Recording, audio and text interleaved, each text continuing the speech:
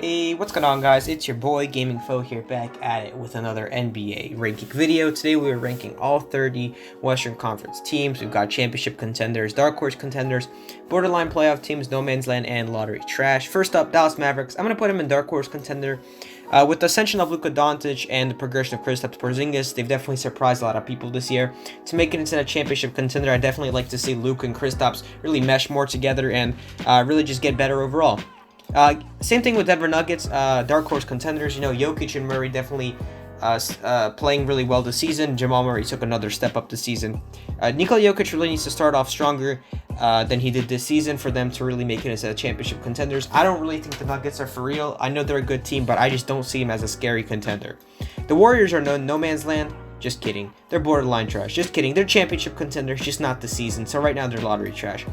The Warriors are lottery trash just for the season. With the injuries to Steph and Clay, they haven't been playing really good. Draymond hasn't had a great season, but next year, this team is going to be up here. So don't worry, Warriors fans. Rockets, I'm going to have them at championship contenders. Russell Westbrook and James Harden are for real. These guys are MVP level players playing together. They played pretty well together this season. Definitely championship contenders. They just stay more consistent. They can't have one guy taking over one night, another guy taking over the other night. If they really want to, if they want to win the finals, they need both guys operating at a high level at all games. Los Angeles Clippers, championship contenders. Paul George and Kawhi Leonard are a real deal. But other than them, you've got Pat Bev, you got Lou Williams, you got Montrezl Harrell, Marcus Morris, Reggie Jackson. So a really deep bench and two stars to lead that organization, as well as Doc Rivers as their coach, Jerry West in the front office. So just that championship organization, not just team. Lakers championship contenders.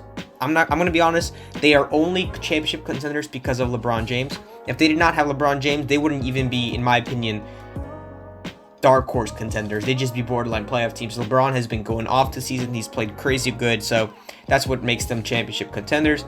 Memphis Grizzlies are the borderline playoff team. Just for the season, they are in that 8th seat. That is pretty borderline. You know, John Morant's still a rookie. Jaren Jackson is a sophomore. I think in the next couple of years, these guys are going to make it to that championship contenders. I definitely see a young OKC team progression for them.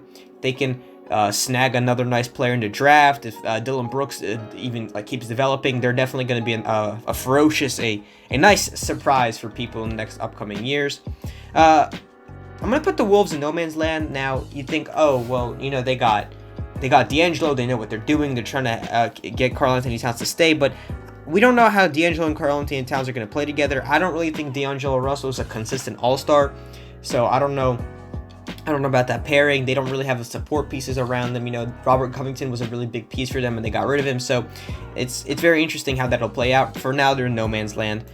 New Orleans is a borderline playoff team. It's really funny that just last year they were looking like a disaster, and right now they're looking like they could make that 8th seed over the Grizzlies. You know, as Zion progresses, as Lonzo, as BI progresses, these guys are going to be really good. So in the future, definitely dark horse contenders, and then eventually championship contenders. OKC, I'm going to put them in no man's land, and here's why. They are a playoff team, but the way the organization is going is confusing, because on the one hand, they have a nice young star in Shai Gilgeous-Alexander. They've got a couple other young pieces, Terrence Ferguson, Hamidou Diallo. But on the other hand, they have a veteran all-star in Chris Paul. They have Steven Adams, Dennis Schroeder. So it's interesting how they're going. Right now, I'd say they're right in between going all in and going into a rebuild. So in terms of just where the team is, definitely in no man's land. Phoenix Suns are lottery trash again this season. They're definitely an improvement over last year. I don't want to put them in no man's land because I do think that they have a direction, and I think that they're going to improve in next year and then the year after that. But just in general, not another high win season for them. Portland Trailblazers this year have been a borderline playoff team. They're not in the playoff picture right now. You know, Damian Lillard had that groin injury, but just really fell off from last year. I think the injury to Yusuf Nurkic has been huge to them, so they really miss him. The Sacramento Kings are in no man's land. Signing Harrison Barnes to that huge deal, I think, is going to haunt them for the next couple of years, because they were on the rise, and now they're going to have to pay all these players. They might have to let Buddy Hield go, or no, they signed him. They might have to let Bogdanovich go, so just really confusing over there in Sacramento Kings. I think their GM or basketball operations guy, Vlade Divac, I feel like he had a direction, and without Harrison Barnes signing, I'm not really sure.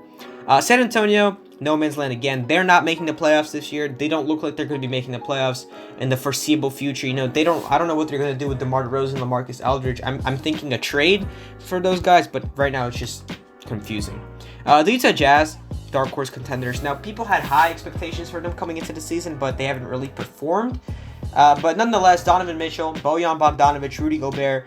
As long as Rudy Gobert doesn't get traded, these guys are going to be dark horse contenders in the Western Conference for the next couple of years. So, that's my ranking. If you enjoyed the video, leave a like, subscribe, please.